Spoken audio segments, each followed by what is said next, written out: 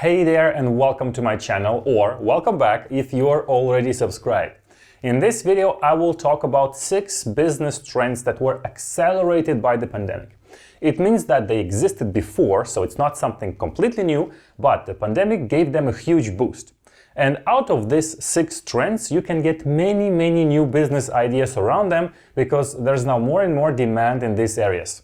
But of course, remember that this is just a list that I curated. It's obviously not exhaustive, and you can find many different takes on this topic elsewhere as well. So, trend number 1, virtual events. You can also call them online conferences, virtual summits, online trade shows, etc. It's a market that is projected to grow at a compound annual rate of 23%.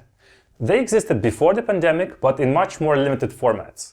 Very often, large-scale physical events such as Web Summit or Cannes Lions would also create and sell their much cheaper digital versions or experiences. It allowed them to serve a larger market of people who wouldn't afford to attend physically. But generally, the digital version simply meant like live broadcasting of keynotes and conferences and video replay. Since the pandemic completely halted large gatherings of people, the conferences had to move online and provide more value than their previous digital versions to be able to charge more.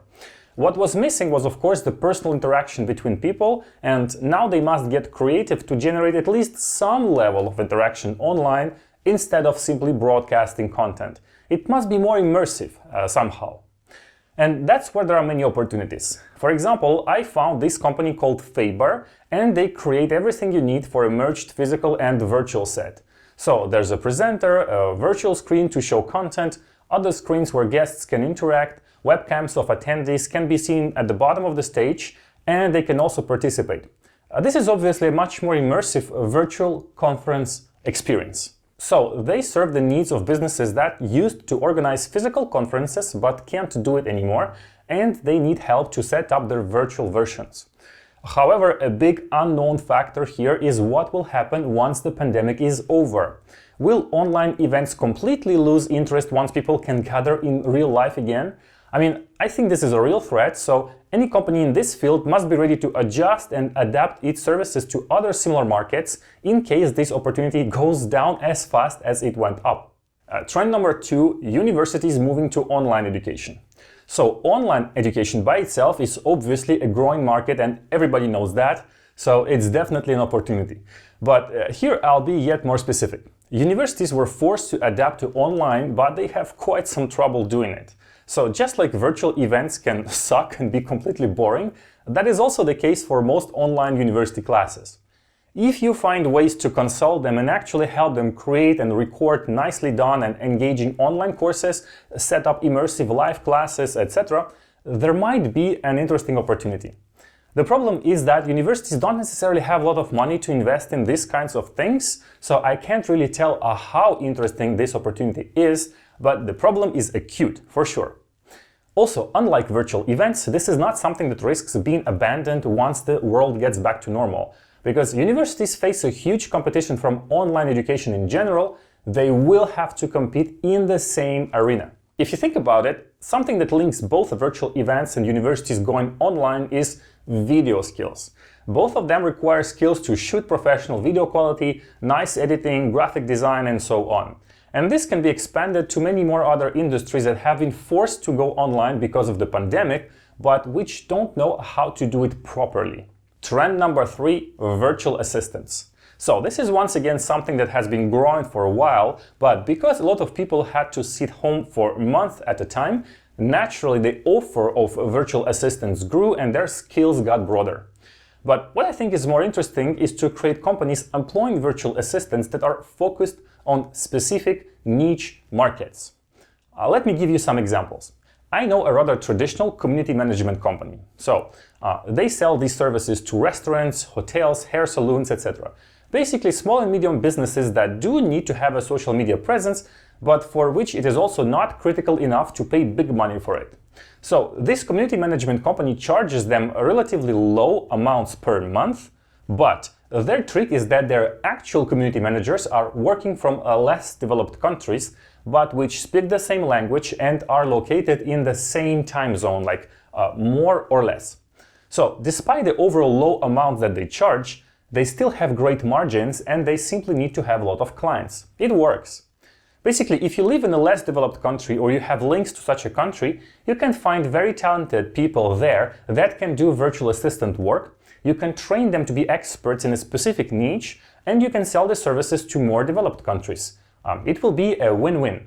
So what's important to understand here is that the virtual assistants trend that I'm talking about doesn't mean unqualified, low-value work. No, it can be many things. We can go even further, like for example, personal online fitness coaches. Yes, there's a growing demand for this right now, so there are many markets that can be impacted by the growth in virtual assistants. Trend number 4, cyber awareness. For everybody, and even more so for boomers. So what I mean by cyber awareness is not necessarily cybersecurity.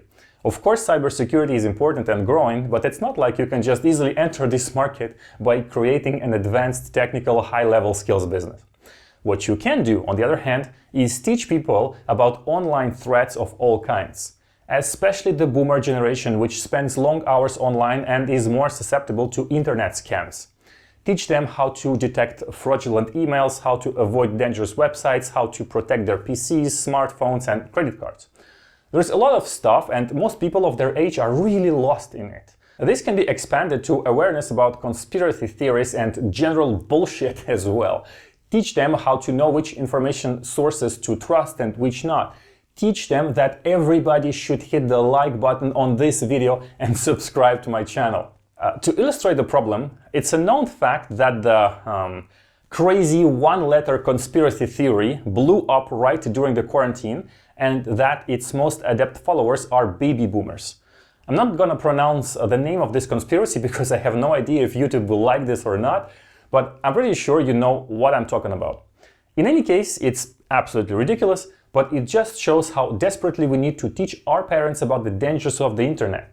They're just sitting there, browsing, believing any kind of crap and clicking on fraudulent links. However, I don't necessarily know what should be the format of such a business. It could be as simple as videos on YouTube or local classes or even individual consulting, maybe. But the problem is real. Trend number 5 is loneliness. So loneliness has been increasing around the world, and the pandemic made it worse. There are several areas of loneliness, like old people being lonely, younger people not having romantic partners, and even if they do have a partner, having no real friends, no social contact. And that's what I'm talking about here. It feels like people are becoming more and more distant to each other, and there's a need for genuine friendships. Because while Tinder solves the romantic issue, the friendship one remains tough to crack.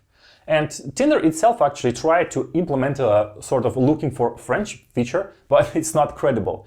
Just like events and social gatherings like expat meetups, for example.